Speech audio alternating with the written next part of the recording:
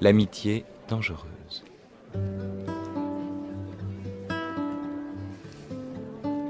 Une série de rencontres sur la grande scène du théâtre de l'Odéon, proposée par Raphaël Antoven. Aujourd'hui, c'est Francis Wolff qui vient vous parler de Philia, l'amitié selon Aristote, avec à la lecture Julie-Marie Parmentier. On y va? On y va? On y va? Ok, allez.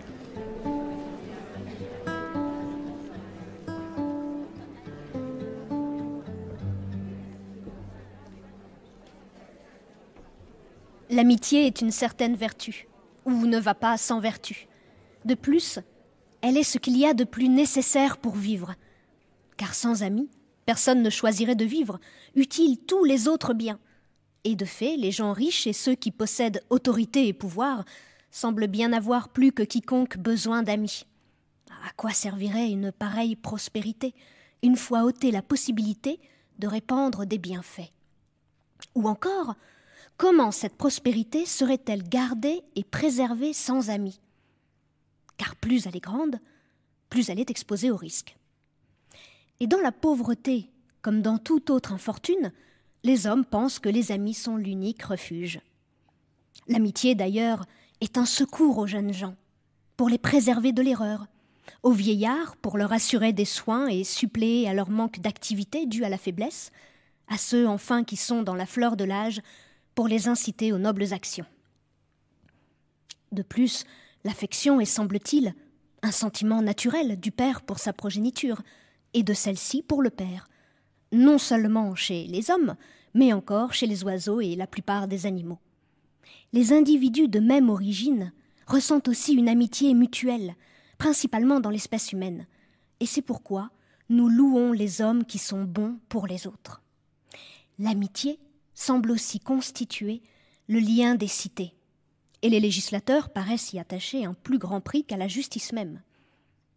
Et quand les hommes sont amis, il n'y a plus besoin de justice, tandis que s'ils se contentent d'être justes, ils ont en outre besoin d'amitié, et la plus haute expression de la justice est, dans l'opinion générale, de la nature de l'amitié.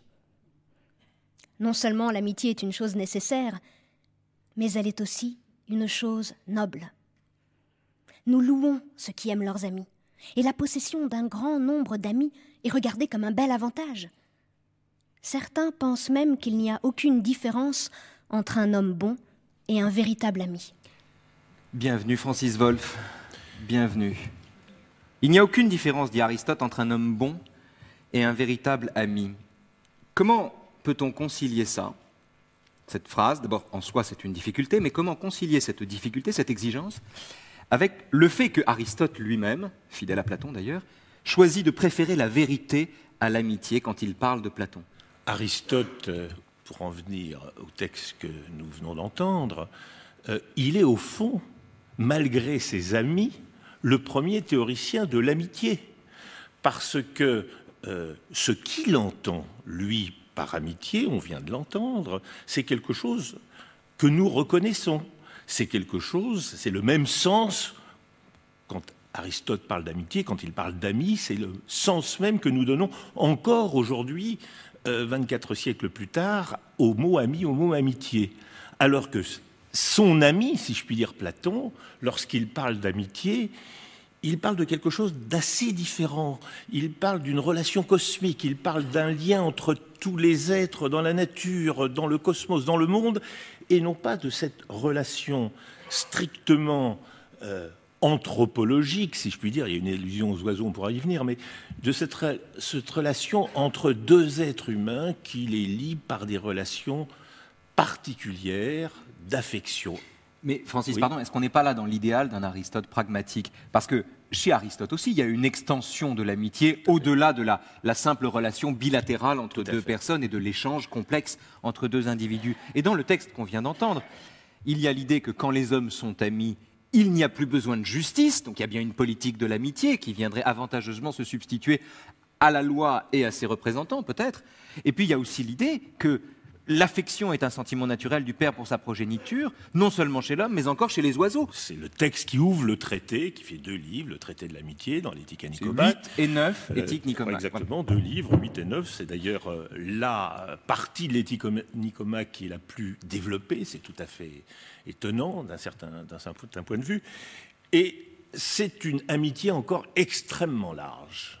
C'est une amitié qui ne va pas jusqu'aux cieux, jusqu'aux étoiles, comme chez Platon, mais c'est une amitié très large, puisqu'elle va, si je puis dire, de l'espèce de philanthropie, de l'amour de tous les hommes qu'on peut avoir pour tous les hommes d'un côté, jusqu'aux relations affectives les plus, en quelque sorte, étroites, père, fils, fils-père, mari, femme, etc. Donc ça couvre encore un spectre extrêmement large. Mais est-ce qu'il parle de la même chose ? Il parle de la même chose, mais la chose va se spécifier progressivement. Et ce qui est extrêmement intéressant dans cette définition qui est quand même essentiellement anthropologique, c'est-à-dire relation d'être humain à être humain, c'est qu'il en montre l'extrême diversité des formes, des modes. Il prend des exemples, les compagnons d'une traversée. Alors évidemment, les traversées ne duraient pas 1 heure à l'époque, mais enfin, bon, les compagnons d'une traversée, les compagnons d'armes, les vieux copains du service militaire, voilà. C'est donc quelque chose qui va de la camaraderie à la fraternité, par exemple, à l'intérieur d'une même nation, d'une même police, d'une même cité, jusqu'aux relations les plus étroites. Et on va voir progressivement dans le livre que ça va devenir quelque chose d'absolument extrêmement exigeant. C'est la relation d'amitié entre 2 êtres dont chacun, en quelque sorte, ne vit d'une certaine manière qu'à travers, je n'ose pas dire pour l'autre, mais à travers l'autre. Et donc les choses vont se spécifier, vont se réduire, même si au départ, elles ont une extrême diversité de formes. Donc c'est intéressant parce que le mérite qu'on reconnaît à ces 2 livres magnifiques de l'éthique à Nicomaque, les livres 8 et 9, magnifiques et parfaitement lisibles par quiconque n'a pas fait de philosophie particulièrement. C'est tout à fait, en tout cas, à première vue, accessible. On reconnaît à ces 2 livres le mérite d'embrasser très large, d'aller chercher des exemples, de multiplier les exemples, de les prendre dans différents registres. Mais en réalité, ce que vous nous dites, c'est que l'objet d'Aristote, c'est à travers tous les registres qu'il envisage, de spécifier l'amitié pour en saisir la moelle, l'essence, le sens, et qui culmine en définitive dans la relation bilatérale que vous évoquiez au début. Ou comment caractériser l'amitié alors ? Que reste-t-il de l'amitié quand on lui enlève tout ce qu'elle embrasse ? Il y a une chose, au fond, que l'on ne remarque peut-être pas assez, c'est que ce traité, ou ces 2 livres, disons, font partie d'un traité beaucoup plus large qui s'appelle l'éthique. L'éthique à Nicomaque. Bon, c'est le nom du destinataire. C'est quand même étrange. Si vous ou moi, aujourd'hui, on écrivait un livre sur l'amitié, on en parlerait à l'intérieur de quelque chose, les relations affectives, la psychologie, les relations humaines, etc.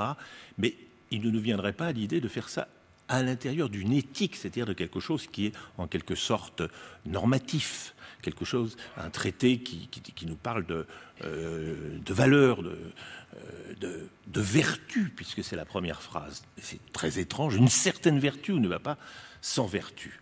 Alors la raison pour laquelle il faut bien comprendre à la fois ce terme de vertu et le fait que ça fasse partie, un traité de l'amitié fasse partie de quelque chose qui s'appelle une éthique, la raison en est simple. Qu'est-ce que c'est qu'une éthique pour Aristote et pour les Grecs ? Alors, je ne vais pas faire un cours, mais nous, quand on pense éthique, on pense les normes qu'il faut appliquer, les valeurs qui sont les nôtres. Et quand on pense vertu, on pense ces manuels bien pensants qui nous disent nos devoirs que nous devons respecter, qui sont un petit peu ennuyeux. Non, pour un Grec, une éthique, c'est ce par quoi on apprend comment vivre au mieux, comment réaliser la vie bonne. Comment réaliser la vie bonne. Alors, si je vous explique, Raphaël, comment réaliser la vie bonne, et que je vous explique, au fond, en quoi consiste le bonheur, la félicité, la réalisation de tous nos désirs, et si le modèle le plus intéressant chez Aristote pour comprendre ça, c'est la santé. Quand vous êtes en pleine santé, vous pouvez en quelque sorte être au maximum vous-même. Vous voyez bien, vous entendez bien, vos sens marchent au mieux et vous pouvez votre corps peut réaliser au mieux. Eh bien, le bonheur au sens d'Aristote, c'est la même chose, mais du point de vue de l'esprit. Quelqu'un d'heureux, c'est quelqu'un qui est au maximum de ce qu'il peut être. Alors, question. Je vous explique dans tout le traité ce qu'est le bonheur. Et alors, qu'est-ce qu'il y manque? Il y manque la dimension de la relation à autrui. Il y manque, en quelque sorte, tout ce que nous mettrions, nous, dans une éthique, c'est-à-dire comment devons-nous traiter les autres, quel est le rapport avec autrui, quelles sont les valeurs que nous devons respecter, ne pas faire de mal aux autres, etc. Eh bien, tout cela est contenu dans 2 vertus. La justice, l'amitié. Dont le traitement se suit dans l'éthique à Nicomaque. Se suit, donc voilà. Et ce sont les 2 seules vertus dans lesquelles nous sommes en relation avec les autres. Alors, en un sens, tout le poids, si je puis dire, de ce qu'on appellerait aujourd'hui l'altruisme est dans ces 2 vertus. C'est ça leur unité, c'est ça leur relation. Mais en un autre sens, donc elles sont vraiment complémentaires, mais en un autre sens, elles sont tout à fait opposées. La justice, c'est en quelque sorte le bandeau sur les yeux. C'est la froideur des relations mathématiques, ce qui revient à chacun. C'est le fait de ne pas faire d'exception, ne pas faire de privilèges, de traiter tout le monde comme il convient, en fonction de ce qu'il a fait ou de ce qu'il est, et non pas en fonction des relations personnelles que j'ai avec lui. Ce serait des privilèges, ce serait en quelque sorte transgresser les lois de la justice. Et l'amitié, c'est tout le contraire. L'amitié, c'est parce que c'était lui, parce que c'était moi, c'est une relation au contraire, c'est le contraire d'une relation désintéressée, c'est une relation intéressée, où je prends intérêt à ce que, c'est mon fils, c'est ma fille, c'est mon ami, c'est mon amant, mon amante, etc. Ce sont donc, je ne peux pas les traiter comme les autres, c'est le contraire de la justice, et pourtant, comme le dit Aristote, elles sont aussi indispensables l'une que l'autre. Parce que si vous traitiez tout le monde de façon juste, imaginez un pays, une nation qui serait entièrement juste. Ce serait formidable. Ce serait formidable. Bon. Est-ce que ce serait entièrement gagné? Non. Parce que les relations demeureraient sans doute extrêmement froides, anonymes. Alors, supposez maintenant qu'il n'y ait que de l'amitié sans justice. Eh bien, ce serait le règne, au fond, des privilèges. Je le connais, lui, c'est mon copain, etc., etc. Donc, il faut les 2 et les articuler est vraiment le gros problème. Vous avez parlé du nous de communauté. On va rester sur cette question de la communauté. Et la question de la communauté nous permettra d'envisager ce problème, un problème qu'on s'est déjà posé avec le Lysis. C'est-à-dire la question de savoir si dans l'amitié on recherche la compagnie de son semblable ou bien de l'autre. Si c'est le semblable, pourquoi y aller? Si c'est l'autre, quelle idée? Et pourtant, il va bien falloir répondre à cette question et examiner la réponse qu'Aristote lui propose. Pour ce faire, nous allons lire successivement, ou plutôt entendre successivement, 2 passages de l'Éthique à Nicomaque et un extrait fameux du Gargantua de Rabelais qui vous sera familier. Julie-Marie. La parfaite amitié est celle des hommes vertueux et qui sont semblables en vertu. Car ces amis-là se souhaitent pareillement du bien les uns aux autres en tant qu'ils sont bons. Et ils sont bons par eux-mêmes. Et puisqu'ils se comportent ainsi l'un envers l'autre en raison de la propre nature de chacun d'eux et non par accident, leur amitié persiste-t-elle aussi longtemps qu'ils sont eux-mêmes bons. Et la vertu est une disposition stable. En aimant leur ami, ils aiment ce qui est bon pour eux-mêmes, puisque l'homme bon, en devenant un ami, devient un bien pour celui qui est son ami. Ainsi, chacun des 2 amis à la fois aime son propre bien et rend exactement à l'autre ce qu'il en reçoit, en souhait et en plaisir. On dit en effet que l'amitié est une égalité, et c'est précisément dans l'amitié entre les gens de bien que ces caractères se rencontrent. Ne doit-on pas dire aussi que pour les amis, la vie en commun est ce qu'il y a de plus désirable? L'amitié, en effet, est une communauté. Pour un homme, Si l'existence et la conscience de son existence est désirable, dès lors l'est aussi la conscience de l'existence de son ami. Mais cette conscience s'actualise dans la vie en commun, de sorte que c'est avec raison que les amis aspirent à cette vie commune. En outre, tout ce qui rend la vie désirable pour les hommes, c'est à cela qu'ils souhaitent passer leur vie avec leurs amis. De là vient que les uns se réunissent pour boire, d'autres pour jouer au dé, d'autres encore pour s'exercer à la gymnastique, chasser, étudier la philosophie. Tous se procurent le sentiment d'une vie en commun.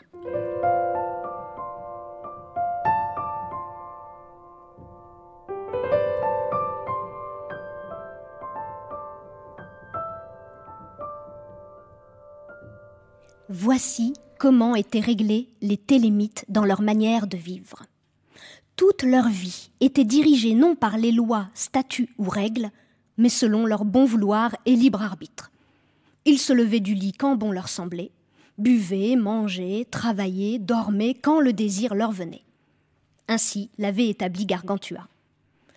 Toutes leurs règles tenaient en cette clause « Fais ce que tu voudras ». Car des gens libres, bien nés, bien instruits, vivant en honnête compagnie, ont par nature un instinct et un aiguillon qui poussent toujours vers la vertu et retirent du vice. C'est ce qu'ils nommaient l'honneur. Par cette liberté, ils entrèrent en une louable émulation à faire tout ce qu'ils voyaient plaire à un seul. Si l'un ou l'une disait « buvons », tous buvaient. S'ils disaient « jouons », tous jouaient. S'ils disaient « allons nous ébattre dans les champs », tous y allaient. Pour cette raison, quand le temps était venu pour l'un des habitants de cette abbaye d'en sortir, il emmenait une des dames, et ils étaient mariés ensemble. Et ils avaient si bien vécu à Thélème en dévotion et amitié, qu'ils continuaient d'autant mieux dans le mariage. Ainsi s'aimaient-ils à la fin de leur jour, comme au premier de leurs noces. D'où vient le désir de vivre avec le même? Première question. Peut-on vivre avec tous ses amis à la fois? Deuxième problème. Et puis surtout, Rabelais, le texte du Gargantua, le chapitre 57, le fameux « fais ce que voudra hein, », qui orne le fronton de l'abbaye de Thélème. Le « fais ce que voudra » n'est possible que si tout le monde veut la même chose.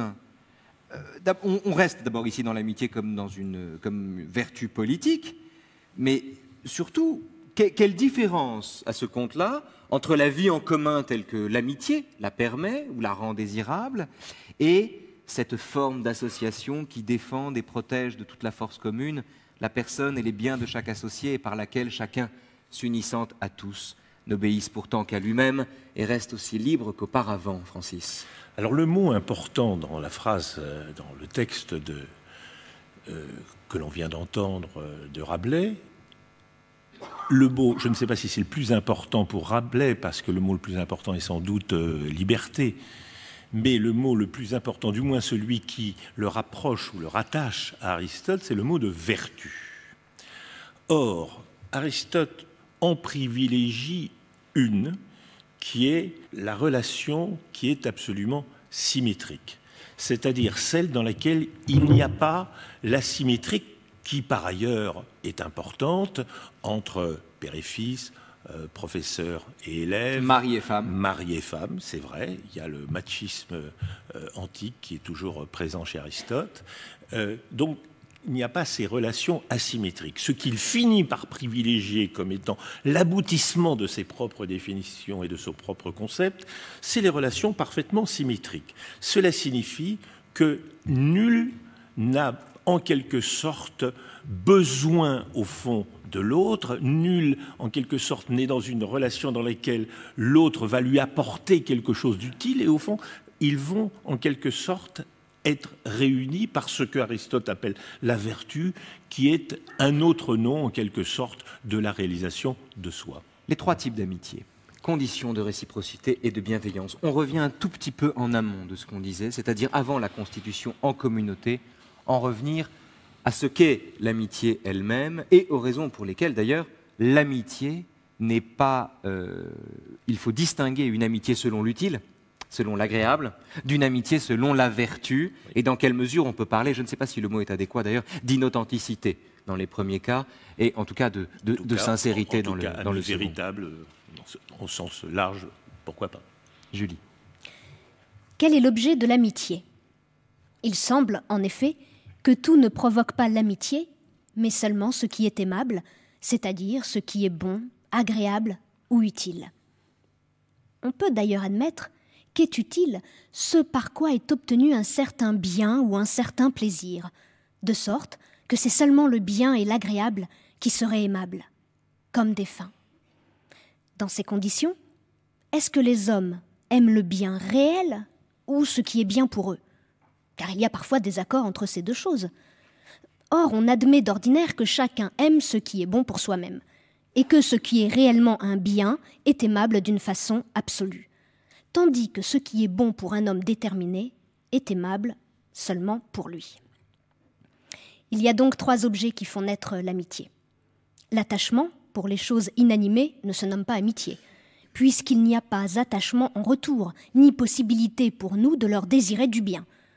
Il serait ridicule sans doute de vouloir du bien au vin, par exemple. Tout au plus, souhaitons sa conservation de façon à l'avoir en notre possession. S'agit-il, au contraire, d'un ami, nous disons qu'il est de notre devoir de lui souhaiter ce qui est bon pour lui. Mais ceux qui veulent ainsi du bien à un autre, on les appelle bienveillants, quand le même souhait ne se produit pas de la part de ce dernier, car ce n'est que si la bienveillance est réciproque qu'elle est amitié. Ne faut-il pas ajouter encore que cette bienveillance mutuelle ne doit pas demeurer inaperçue? Beaucoup de gens ont la bienveillance pour des personnes qu'ils n'ont jamais vues mais qu'ils jugent honnêtes ou utiles. Et l'une de ces personnes peut éprouver ce même sentiment à l'égard de l'autre partie. Quoi qu'il y ait manifestement alors bienveillance mutuelle, comment pourrait-on les qualifier d'amis alors que chacun d'eux n'a pas connaissance des sentiments personnels de l'autre? Il faut donc qu'il y ait bienveillance mutuelle, chacun souhaitant le bien de l'autre, que cette bienveillance ne reste pas ignorée des intéressés, et qu'elle ait pour cause l'un des objets dont nous avons parlé. Alors, plusieurs conditions, donc, à cette amitié. Et je vous propose qu'on les examine un instant. Ça n'est pas fastidieux, c'est nécessaire, et qu'on leur fasse les objections qu'elles méritent peut-être. La bienveillance, donc. Souhaiter ce qui est bon. La réciprocité et une connaissance mutuelle. Savoir qui on est, à qui on a affaire. Ça semble évident. Mais, si l'amitié consiste à souhaiter ce qui est bon, encore faut-il savoir ce qui est bon. Madame Verdurin est-elle l'amie de Brichot quand elle parvient à le séparer de la femme dont il est passionnément amoureux et qui peut-être lui aurait brisé le cœur, ce qu'on ne saura jamais, parce que Madame Verdurin tient sa maîtresse pour une greluche et considère en conséquence qu'elle est indigne de lui et de son petit cercle? Faut que je réponde à cette question. Oui. Alors, je ne fais pas de la fiction sur de la fiction. Je fais de la philologie, Oui, monsieur. justement, oui. Alors, est-elle l'amie d'un homme qu'elle sépare de la femme qu'il aime parce qu'elle considère qu'elle n'est pas assez bien pour lui? non, alors, effectivement, si on fait la liste des conditions de l'amitié, ça ne va pas, ça ne rentre pas là-dedans. Alors, en effet, faisons cette liste. Premièrement, la bienveillance. Alors, c'est intéressant parce que j'ai dit qu'on fait de la philologie, monsieur Ntaven. Donc, en grec, attachement se dit ici philèsis. Et c'est très proche, on entend la même chose, de l'ami, l'amitié, philia. Bon. Mais Aristote dit attention, il faut ne pas confondre. Et c'est important parce que son ami, à lui, celui dont on parlait tout à l'heure, à savoir Platon, il disait que qu'au fond, l'amitié, philia, c'était une sorte de philèsis. Et il prend cet exemple que nous a rappelé ce texte, c'est que on n'a pas d'amitié pour le vin, même si on aime bien le vin, c'est le même mot, mais on n'a pas d'amitié pour le vin. C'est un ami qui m'a dit de son iPhone, un ami américain qui m'a dit « The problem is, it doesn't love you back ». Exactly, you're right. Bon, et alors, ça ne vous aime pas. Mais d'ailleurs, même aujourd'hui, quand vous faites Facebook, voulez-vous être mon ami? Alors, faut dire oui, il faut que ce soit réciproque, il faut un minimum. Bon. Alors que pour Platon, il y a une relation. Il y a une relation, en quelque sorte, c'est une allusion au Lysis de Platon. Il peut y avoir de la philia, même lorsqu'il n'y a pas ce qu'Aristote appelle de l'antiphilésis. Ça ne veut pas dire le contraire de la philésis, ça veut dire de la philésis réciproque, c'est-à-dire de l'attachement réciproque. Donc, premièrement, bienveillance, il faut que je veuille du bien, que je souhaite le bien. Deuxièmement, que ce soit réciproque, c'est-à-dire qu'il faut en effet que, comme votre ami vous dit, il faut que ça marche dans les deux sens. Alors, nous passons à la troisième, qui est, comme le dit Aristote... Il faut se connaître. Exactement. C'est pas simplement se connaître, faut reconnaître que l'autre vous souhaite du bien. Il faut que l'autre reconnaisse que vous lui vouliez du bien. C'est-à-dire, elle ne doit pas demeurer inaperçue. Beaucoup de gens ont de la bienveillance pour des personnes qu'ils n'ont jamais vues, mais qu'ils jugent honnêtes ou utiles. Et l'une de ces personnes peut éprouver ce même sentiment à l'égard de l'autre partie. Là, il y a bienveillance mutuelle. Mais ça ne suffit pas. La bienveillance mutuelle ne suffit pas parce que si, en quelque sorte, vous n'avez pas fait votre déclaration, votre coming out, ou je ne sais pas comment dire, c'est-à-dire si vous ne savez pas, si l'autre ne sait pas ce lien, eh bien, vous demeurez d'une certaine manière étranger avec votre sentiment. Le sentiment même réciproque, ne suffit pas. Et on va se rapprocher de la communauté de vie à ce moment-là. Mais quand Aristote dit se connaître, ça veut dire que on doit connaître les sentiments qu'on inspire à l'autre, ou bien on doit connaître l'autre qui a pour nous ces sentiments affectueux. On doit reconnaître que l'autre ce sentiment, ou c'est même pas un sentiment, cette bienveillance, c'est-à-dire qu'il vous veut du bien, et pas au sens de Harry. Et inversement, il faut en quelque sorte que nous sachions la bienveillance que nous avons l'un pour l'autre. Il ne suffit pas que A et B, si je puis dire, se vouent sans le savoir en quelque sorte du bien. Il faut que je sois conscient que vous me voulez du bien et vous soyez conscient que je vous veux du bien. Ça n'est pas suffisant, parce qu'il y a encore d'autres conditions. On y vient. Mais est-ce qu'un militant UMP sur deux est l'ami de Jean-François Copé? Alors, je n'ai pas fait d'enquête sur cette question, non, mais on me dit que dans le monde politique, l'amitié n'est pas aristotélicienne. Et c'est un tort. On est du point de vue d'un militant. On me dit, ah, mon cher ami. Et là, il faut s'attendre plutôt... Mais c'est parce que vous êtes dans la situation entre égaux. C'est-à-dire, vous avez Fillon-Copé. On peut douter de l'amitié Fillon-Copé. Bon. Mais en revanche, le militant qui, lui, souhaite la victoire de Jean-François Copé ou de François Fillon ou de NKM, peu importe. Le militant qui souhaite la victoire de son champion, peut-il être dit l'ami du champion en question qui ne connaît pas l'existence du militant, l'existence individuelle? C'est ce problème-là. Non. Eh bien, la réponse est non. Il n'y a pas de problème, la réponse est non. Il ne peut pas être ami au sens aristotélicien, c'est-à-dire au sens de « Mon cher ami, comment allez-vous? Ça fait longtemps que je ne vous ai pas vu, et comment vous portez-vous » En ce sens-là, oui, mais au sens d'une amitié exigeante comme celle que nous décrit Aristote et dont vous voyez progressivement qu'elle va restreindre le champ de l'amitié alors qu'on est parti dans cette grande ouverture de quelque chose qui était extrêmement large, petit à petit, les choses vont se restreindre. Quatrième condition ? La quatrième condition qui apparaît dans ce texte, après bienveillance réciproque et consciente, c'est-à-dire où chacun est conscient de celle de l'autre, c'est qu'il faut vouloir cela, mais il faut un troisième objet qui est en quelque sorte entre l'un et l'autre des amis, au sens fort du terme. C'est le bien. Il faut qu'ils cultivent en quelque sorte la même chose. Et ce bien, c'est Aristote ce qu'il appelle ça, c'est l'aimable. C'est-à-dire, il n'y a pas d'amitié sans quelque chose de commun qui est en quelque sorte ce qui les réunit, qui est leur objet. Et Aristote en fait la liste. Ce qui est bon, ce qui est aimable, il y en a trois sortes. Il y a l'utile. Par exemple, vous avez besoin de quelqu'un, vous allez chez le marchand, chez le commerçant, vous avez besoin de lui, vous avez une relation cordiale, mais c'est une relation de pure utilité. Bon. Vous pouvez avoir l'agréable, alors vous pouvez avoir un même agrément en quelque sorte, parce que avec cette personne, il joue magnifiquement de la musique, voilà. Bon. Mais la véritable l'amitié la plus forte, la plus importante, c'est celle dans laquelle les amis sont amis parce qu'ils sont également vertueux, mais encore une fois, là, au sens aristotélicien, c'est-à-dire qu'ils cultivent en quelque sorte le même idéal de vivre dans lequel cet idéal est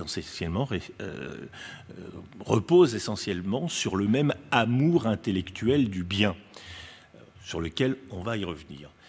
Eh bien, ce que peut-être ce texte ne nous dit pas, c'est qu'il y a une cinquième condition. Et cette cinquième condition, elle n'est pas dans ce texte, elle n'est même pas dans l'Éthique à Nicomaque, elle est dans un texte de la rhétorique, où Aristote dit il faut en plus une condition, c'est-à-dire qu'il faut non seulement souhaiter du bien, et souhaiter même le bien à son ami, pas simplement du bien, mais le bien, on vient de le voir, mais il faut en quelque sorte que ce souhait se réalise en permanence dans des actes.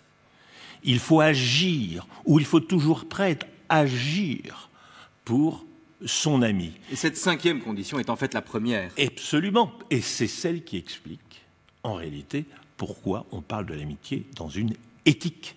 Parce qu'il n'y a pas d'éthique sans action, et que ce qui fait la valeur de l'action à ce moment-là, c'est qu'elle est faite pour le bien de l'ami et pour aucune autre raison que son bien, et absolument pas pour l'utilité, absolument pas pour quelque chose qui m'apporterait simplement, à moi qui le fais, du bien. En quelque sorte, il y a la notion, ici, Aristote va jusqu'à l'idée de faire le bien de façon désintéressée pour l'autre parce que c'est lui. Il y a chez Aristote une dimension, comme chez Spinoza, comme chez bien des philosophes d'ailleurs, le désir, peut-être certains, les mauvais esprits diraient la nostalgie, d'une disposition de l'esprit qui transcende au fond le simple régime de l'échange ou du calcul de l'intérêt qu'on peut trouver dans le rapport à autrui. Alors il y a des philosophes qui n'ont pas cette disposition d'esprit ou qui n'ont pas cette nostalgie, c'est notamment Schopenhauer. Schopenhauer considère que la question ne se pose pas, l'égoïsme est le motif capital de l'espèce humaine. Schopenhauer résumé, naturellement. Je voudrais qu'on oppose la parole de Schopenhauer ici à la parole d'Aristote pour essayer de voir dans quelle mesure, chez Aristote, que ce soit le cas dans le livre 10 de l'Éthique à Nicomaque, dont je vous laisserai peut-être nous parler un peu, Francis, mais également dans ce qu'il dit de l'amitié, dans quelle mesure Aristote parvient à surmonter le constat, peut-être faux, peut-être rétrospectif, que chacun de nos gestes est d'abord l'expression d'un égoïsme insurmontable. Schopenhauer d'abord, Aristote ensuite. Julie Marie. L'homme de noble espèce, pendant sa jeunesse, croit que les relations essentielles et décisives entre les hommes sont idéales, fondées sur la conformité de caractère, de tournure d'esprit, de goût, d'intelligence. Mais il s'aperçoit plus tard que ce sont les réelles, c'est-à-dire celles qui reposent sur quelque intérêt matériel, qui forment la base de presque tous les rapports. De même que dans ce monde où la misère et l'indigence règnent, le papier-monnaie circule en place d'argent, de même, au lieu de l'estime et de l'amitié véritable, ce sont leurs allures imitées qui ont cours. On pourrait, il est vrai, se demander s'il y a vraiment des gens qui méritent l'estime et l'amitié sincère. Et j'ai plus de confiance dans un brave chien quand il remue la queue que dans toutes ses démonstrations et ses façons. La vraie, la sincère amitié présuppose que l'un prend une part énergique, purement objectif et tout à fait désintéressé au bonheur de l'autre. Et cette participation suppose à son tour une véritable identification de l'ami avec son ami. L'égoïsme de la nature humaine est tellement opposé à ce sentiment que l'amitié vraie fait partie de ces choses dont on ignore, comme du grand serpent de mer, si elles appartiennent à la fable ou si elles existent en quelque lieu.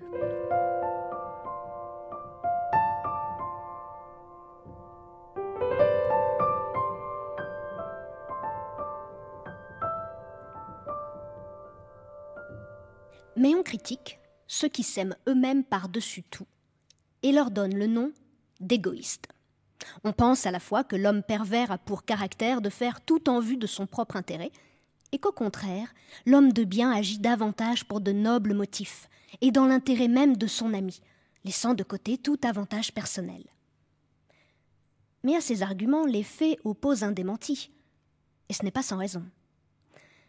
Si un homme mettait toujours son zèle à n'accomplir lui-même que les actions conformes à la justice, à la tempérance ou à n'importe quelle autre vertu, et en général s'appliquait toujours à revendiquer pour lui-même ce qui est honnête, nul assurément ne qualifierait cet homme d'égoïste.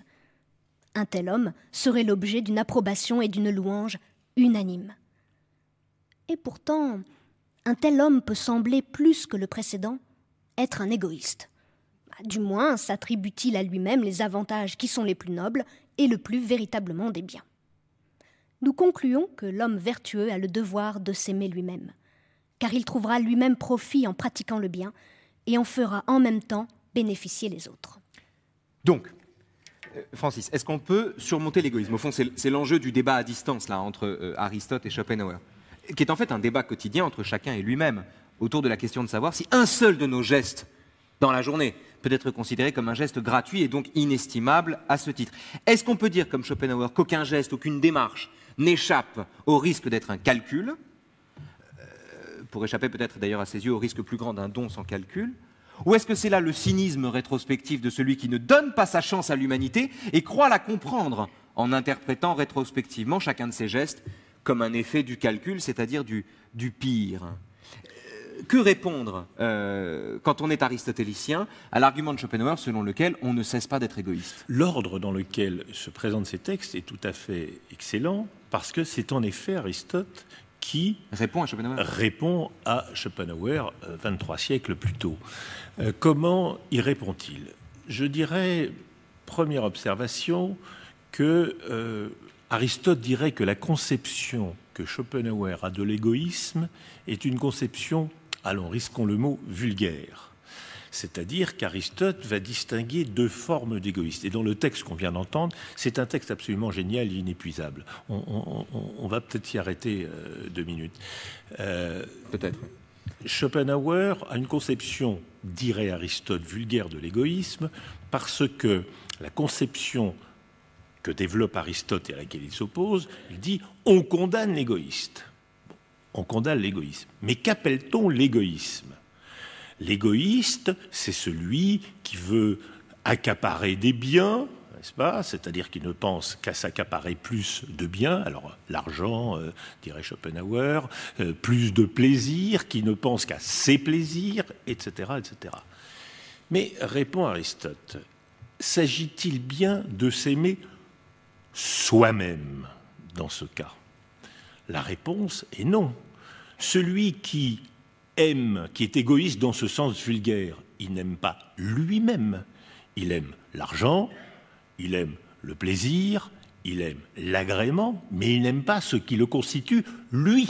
Donc on a chez Aristote, plus de 2000 ans avant Rousseau, une différence entre l'amour-propre et l'amour de soi. On a quelque chose comme ça. L'amour-propre étant le calcul que chacun fait de son intérêt dans le rapport à autrui, l'amour de soi étant cet égoïsme supérieur qui fait que, n'ayant pas besoin des autres, il lui donne sans compter. Alors, c'est un peu la même distinction, sauf que Aristote va le penser, on va le voir, à travers justement l'idée d'amitié.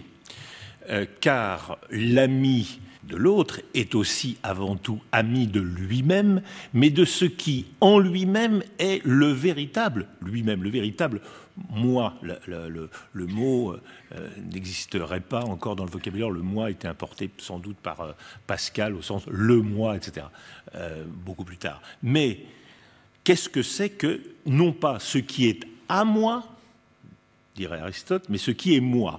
Ce qui est moi, c'est ce dont je suis maître.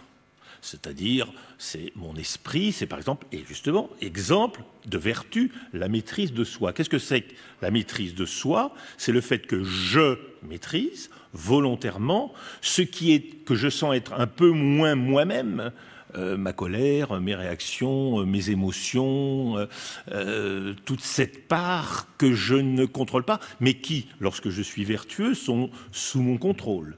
De telle sorte que, finalement, dit Aristote, quel est le véritable égoïste? C'est celui qui aime ce qui constitue en lui-même ce qui est le noyau du soi et non pas ce qui est à lui les biens, les plaisirs, etc. Et dans ce cas-là, le véritable homme vertueux est suprêmement égoïste, donc il dépasse cette Il est d'un égoïsme supérieur à l'égoïsme de celui qui ne peut pas se passer des autres. Exactement. Et c'est pour cela que le véritable ami est, en ce sens-là, philautos, donc, qu'on traduit par égoïste. Alors, c'est plus fort que philautos, c'est plus fort que égoïste, parce qu'égoïste a tout de suite cette connotation négative, il pense qu'à lui, blabla. Non, philautos, c'est celui qui aime lautos, c'est-à-dire le véritable soi, ce qui n'est possible que celui qui est juste, et non pas celui qui s'accapare plus que sa part, puisque celui qui est juste, dans les partages, demeure rationnel, il se voit lui-même comme un autre. Quand je partage les choses de façon juste, je vais compter, nous sommes 5, et bien 5 parts égales, je me considère comme un autre, et je considère chaque autre comme je me considérerais moi-même. C'est ça la justice. C'est par conséquent l'homme, dit Aristote, qui est juste, qui est maître de soi, il s'aime lui-même comme un autre. Et c'est ça qui nous fait comprendre ce que c'est que le véritable ami.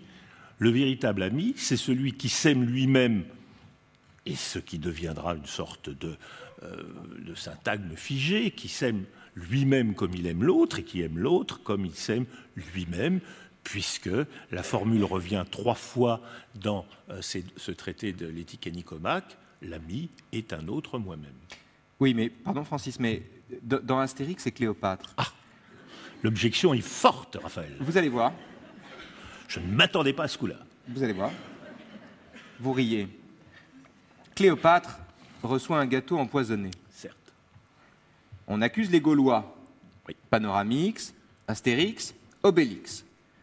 Panoramix sait que tout ça est un complot, naturellement. Il a dans sa musette un antidote qui leur permettra de manger le gâteau sans tomber malade. Il ne peut pas dénoncer le complot. Il doit donc manger le gâteau en feignant en faisant comme si ce gâteau n'était pas empoisonné. Il demande donc à Obélix de couper 3 parts. Obélix coupe une petite part pour Panoramix, une moins petite pour Astérix, et puis c'est tout. Et Astérix lui dit, mais j'avais dit 3 parts. Et Obélix prend le reste du gâteau et dit, bah oui, il y a 3 parts. Dans un autre volume que vous ne citez pas. Mais je ne peux pas tous les citer en même temps. Astérix dit 2 sangliers, et Obélix ajoute, pour moi aussi 2 sangliers. Oui. Précisément. Est-ce qu'on est là dans l'amitié ? Oui, je pense que Astérix et Obélix, ce sont de véritables amis. Mais la conception de la justice, selon Obélix, c'est vous une avez vu le justice ventre selon les d'Obélix, Justement, il a voilà. plus de besoins qu'Astérix. Précisément. Alors, quelle est la conception de l'égalité ici qui est en jeu ? À chacun ce que... non pas à chacun la même chose, mais, comme Aristote le théorise dans le livre 5 de l'éthique à Nicomaque, qu'il appelle l'égalité non pas arithmétique, mais l'égalité géométrique, qui sera pensée en latin, on va faire un peu de latin, quique sum tribuere, attribuer à chacun ce qui lui revient en fonction de ce qu'il est. Alors ça peut être ses besoins, ça peut être ses mérites, ça dépend des théories de la justice, ça peut être en quelque sorte ses œuvres. On a 4 ou 5 théories de la justice, mais dans toutes ces théories de la justice qu'on appelle distributives, on rétribue, on attribue à chacun, non pas forcément la même chose, ce qui est un cas particulier, mais en fonction de ce qu'il est.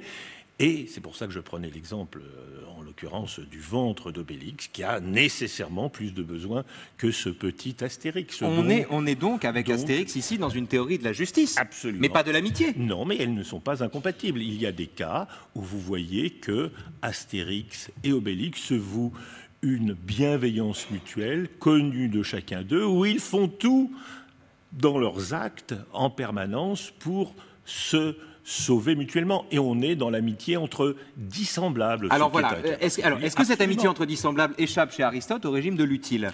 Est-ce qu'au fond, ces 2 êtres dissymétriques, la tête et le corps, oui. Mettons, pour le dire vite, grossièrement... Obélix ne nous entend pas, sinon... On est donc dans une amitié dissymétrique, oui. 2 individus objectivement dissymétriques.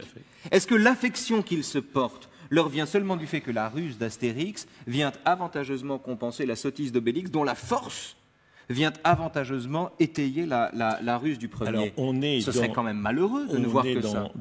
Il y a 2 êtres qui sont extrêmement dissemblables, et le comique, comme dans beaucoup de films, et c'est un des ressorts classiques du comique, vient de l'amitié d'être extrêmement dissemblable. Il y a le flic Placide, et il y a plein de films comme ça, hein. Le flic Placide et celui qui est nerveux, il y a Laurel et Hardy, il y a Astérix Obélix. C'est un ressort classique du comique de tous les temps et de toutes les cultures, de montrer l'extrême amitié et l'extrême complémentarité, mais complémentarité dans l'amitié, c'est-à-dire le fait de vouloir du bien à l'autre et d'agir en fonction de ce vouloir, d'êtres qui par ailleurs sont totalement dissemblables. Mais est-ce qu'une amitié complémentaire Oui. échappe au régime de l'égoïsme ou de l'inauthenticité égoïste tel qu'Aristote la pointe? Oui.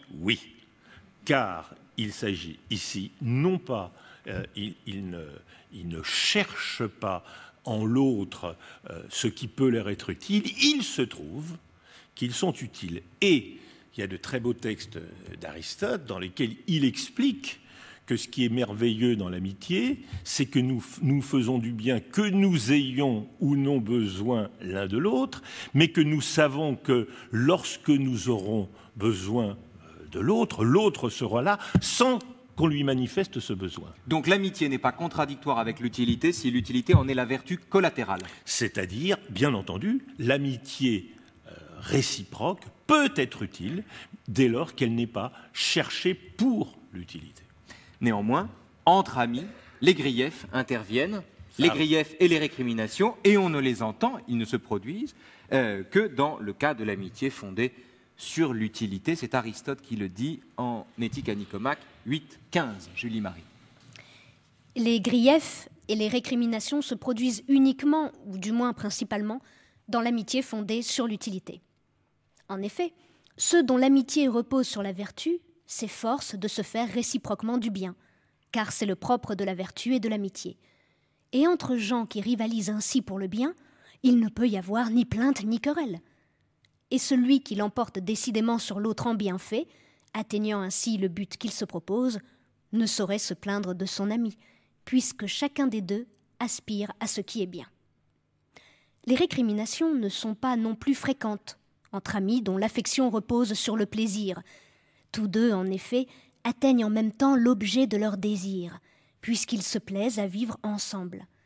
Et même, on paraîtrait ridicule de reprocher à son ami de ne pas vous causer de plaisir, étant donné qu'il vous est loisible de ne pas passer vos journées avec lui. Au contraire, l'amitié basée sur l'utilité a toujours tendance à se plaindre. Les amis de cette sorte, se fréquentant par intérêt, ils demandent toujours davantage, s'imaginent avoir moins que leur dû et en veulent à leur ami parce qu'ils n'obtiennent pas autant qu'ils demandent, eux qui en sont dignes. En général, quand deux amis se fâchent, l'un des deux, peut-être d'ailleurs celui qui se fâche avec l'autre, invoque une très haute et très noble idée de l'amitié, à la hauteur de laquelle l'autre serait incapable de se tenir.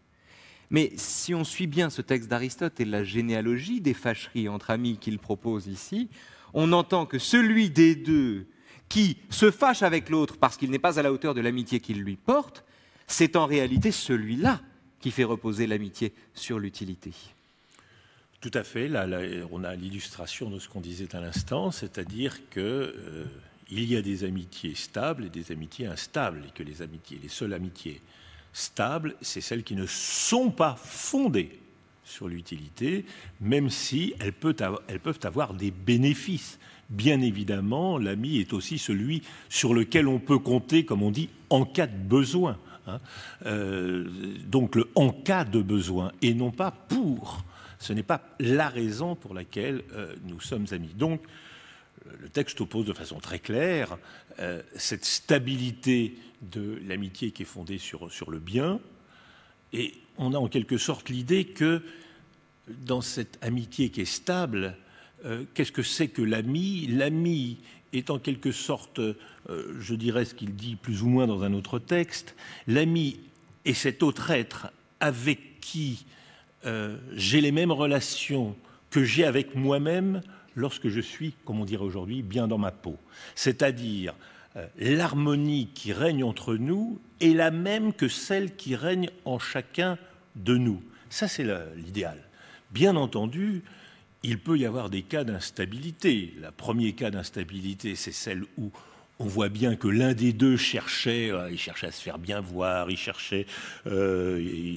faisait la cour, il cherchait le pouvoir, il cherchait quelque chose d'autre que l'amitié. Ça, c'est une cause, évidemment, par excellence d'instabilité. Mais il y a une autre forme d'instabilité qui est plus subtile et qui est au fond plus fréquente, c'est lorsqu'il y avait une véritable amitié, mais que l'un des deux ne se sent plus aussi bien avec lui-même. C'est-à-dire lorsque l'instabilité s'installe chez l'autre, lorsqu'il n'est plus assez philautos, c'est-à-dire lorsqu'il n'est plus aussi ami avec lui-même. Mais ça, c'est une façon de jeter la pierre systématiquement à celui des deux qui assume le choix de rompre une amitié. C'est le fait de s'en prendre à une situation dans laquelle il n'y a pas cette perfection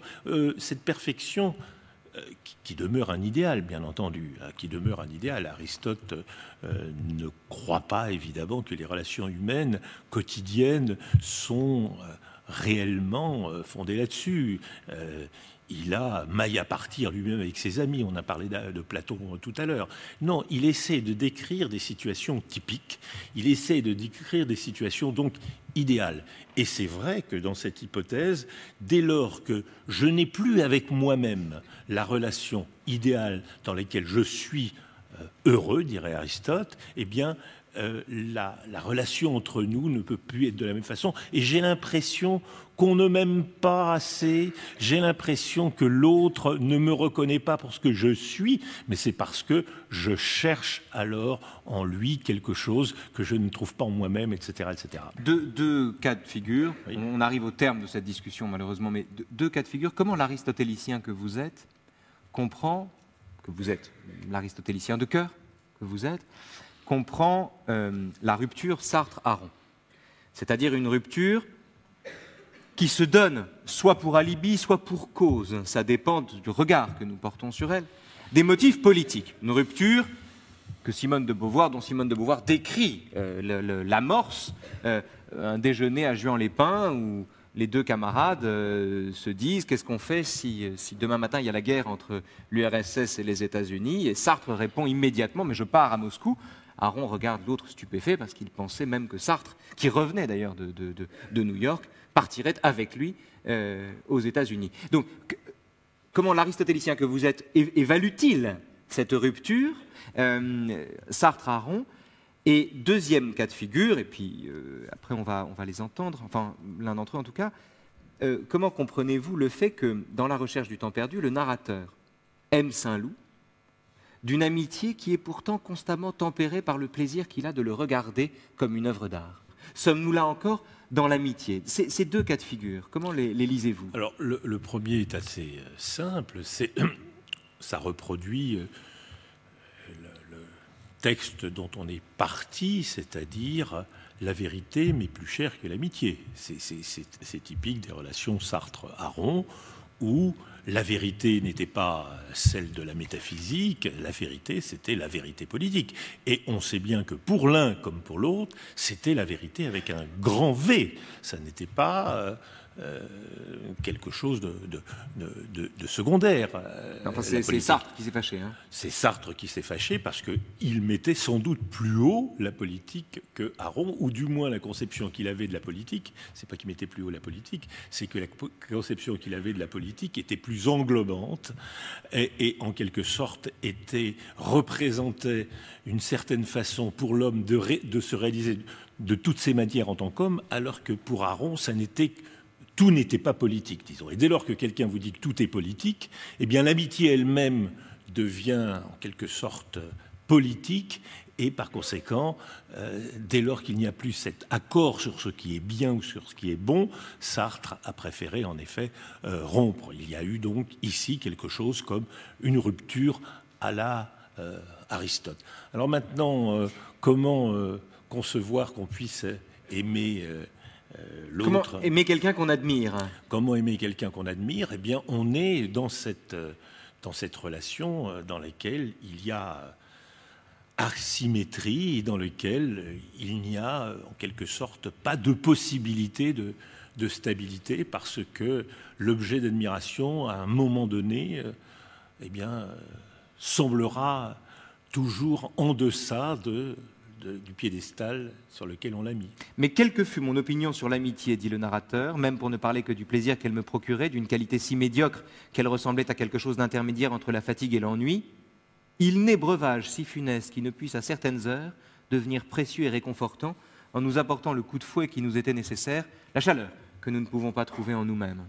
Proust dévie de la simple relation amicale vers quelque chose qui prend une dimension, en effet, au travers de cette, de cette apparente psychologie, prend une dimension métaphysique, proprement dit. Mais je crois qu'ici, on est sorti des rails de l'amitié. On va rester hors des rails de l'amitié et finir cette émission sur la voie de Julie-Marie, comme il se doit, par un texte d'Aristote sur l'autosuffisance de l'ami. Il y aurait là-dessus de quoi beaucoup parler. L'autarkeia, cher à Aristote, et un extrait quand même des jeunes filles en fleurs. Julie-Marie.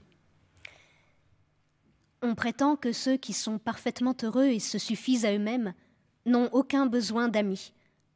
Pourtant, il semble étrange qu'en attribuant tous les biens à l'homme heureux, on ne lui assigne pas des amis, dont la possession est considérée d'ordinaire comme le plus grand des biens extérieurs.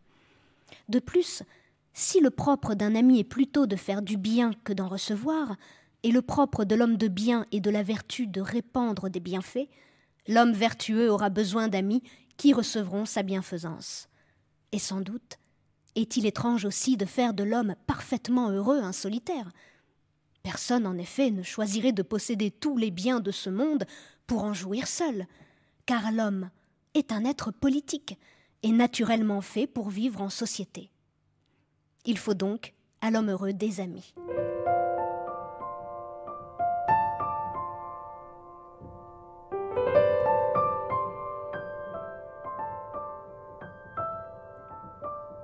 Il fut bien vite convenu entre Saint-Loup et moi que nous étions devenus de grands amis pour toujours, et il disait « notre amitié » comme s'il eût parlé de quelque chose d'important et de délicieux qui eût existé en dehors de nous-mêmes et qu'il appela bientôt la meilleure joie de sa vie. Ces paroles me causaient une sorte de tristesse et j'étais embarrassée pour y répondre, car je n'éprouvais à me trouver, à causer avec lui, rien de ce bonheur qu'il m'était au contraire possible de ressentir quand j'étais sans compagnon. Mais dès que j'étais avec quelqu'un, dès que je parlais à un ami, mon esprit faisait volte-face. C'était vers cet interlocuteur et non vers moi-même qu'il dirigeait ses pensées. Et quand elle suivait ce sens inverse, elle ne me procurait aucun plaisir. Si j'avais passé 2 ou 3 heures à causer avec Robert de Saint-Loup et qu'il eût admiré ce que je lui avais dit, j'éprouvais une sorte de remords, de regret, de fatigue, de ne pas être resté seul et prêt enfin à travailler. Mais je me disais qu'on n'est pas intelligent que pour soi-même, que les plus grands ont désiré d'être appréciés, que je ne pourrais pas considérer comme perdues des heures où j'avais bâti une haute idée de moi dans l'esprit de mon ami. Je me persuadais facilement que je devais en être heureux, et je souhaitais d'autant plus vivement que ce bonheur ne me fût jamais enlevé que je ne l'avais pas ressenti.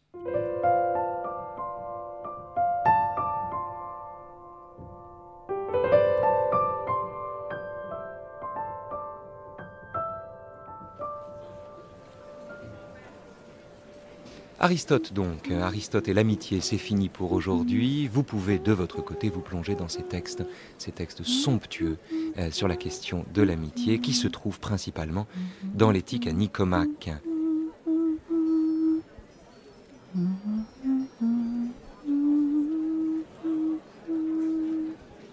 À dimanche prochain, même heure, même récompense, de 16h à 17h. Nous y parlerons cette fois-ci de l'amitié pour le moins difficile entre Jean-Paul Sartre et Raymond Aron. Bon dimanche à tous. Vous pouvez maintenant continuer d'écouter France Culture au lieu de reprendre une activité normale.